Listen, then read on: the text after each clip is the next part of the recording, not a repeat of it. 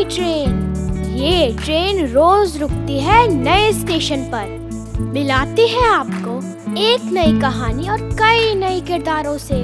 तो सब सवार।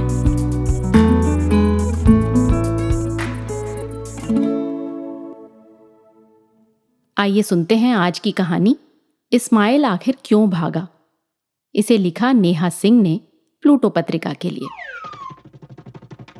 इस्माइल सर पर पैर रख भागा, ऐसा भागा कि सड़क पर एक ने पूछा, क्या हुआ, भूत देख लिया क्या? नहीं, बोलकर इस्माइल भागा। दूसरे ने पूछा, क्या हुआ, पुलिस पीछे पड़ी है क्या? नहीं, बोलकर इस्माइल भागा। तीसरे ने पूछा, रेस की प्रैक्टिस कर रहे हो? ट्रेन पकड़ने जा रहे हो? किसी का पीछा कर रहे हो? नहीं, बोलकर इस्माइल भागा और पेड़ पर चढ़ गया। सबने पूछा, क्या हुआ? इस्माइल पेड़ पर से चिल्लाया, घर पर करेले की सब्जी बनी है।